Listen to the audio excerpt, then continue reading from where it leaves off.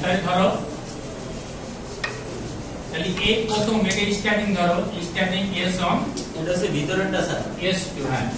তাহলে এই ভিতরেরটা এটা পেঁচাতে প্রথম শুরু করলে এই লাস্ট একটা মাথা শেষ হয়ে গেল তাই না প্রথম ভিতরেরটা এই ভিতরটা কত প্যাচ ছিল আমাদের 300 প্যাচ আর বাইরেরটা 320 টা তাহলে এইটা দিচ্ছি আমরা কত প্যাচ 300 প্যাচ তাহলে আমি এখানে প্যাচ সংখ্যা 300 এইটা 320 এইটা R1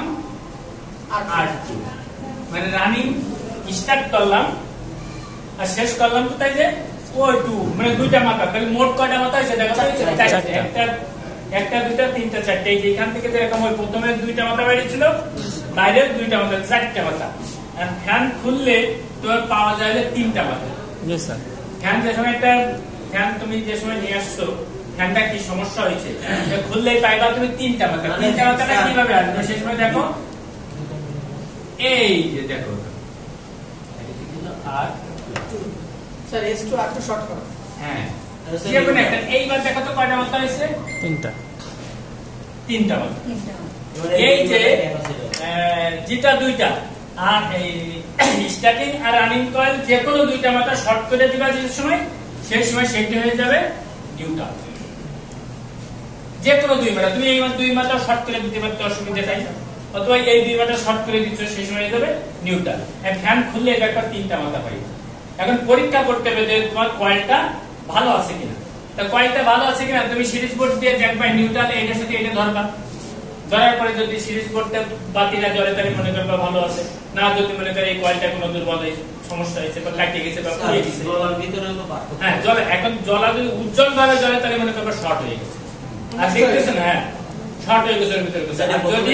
ওই যে দেখলেন একটু মিটমিট একটু হালকা একটু উজ্জ্বলতা কম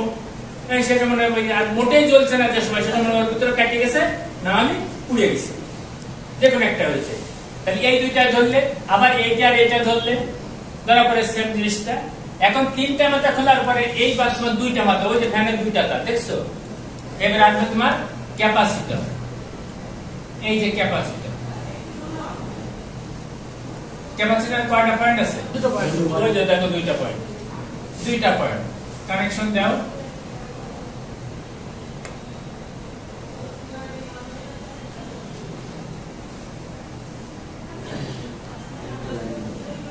এইটা ফেজ এইটা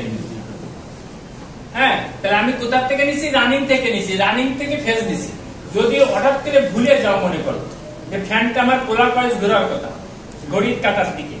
ফ্যানটা ঘুরছে এন্টিকুলার কয়েস তাহলে মনে করবে এখানে কানেকশন এই তারটা খুলে এই জায়গায় লাগাই দেবে তাইলে সতর্ক পোলার কয়েস ঘুরবে আমার কথাটা বুঝতে পারছো ফ্যান উল্টা ঘুরছে খালি এই তারটা খুলে এই জায়গা থেকে লাইন নিবা লাইন নিলে তোমার ফ্যান ঠিক আছে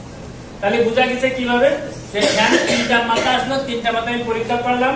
পরীক্ষা করে যে এখনো পরীক্ষা করার মাধ্যমে দেখে নিবা যে চারটা মাথা কিভাবে কোথা থেকে বাইরে হচ্ছে চারটা মাথার থেকে তিনটা মাথা নিয়েছে তিনটার থেকে দুইটা আসছে দুইটার থেকে একটা ফেজ একটা আর কারো কোনো প্রশ্ন আছে কিনা দেখো আশা বল তাহলে ঠিক আছে স্যার বুঝতে পারছো জি স্যার এই হলো ফ্যানের ডিওয়াইন্ডিং কানেকশন স্যার মোটর তো সিঙ্গেল ফেজ মোটরও সেম যদি সিঙ্গেল ফেজ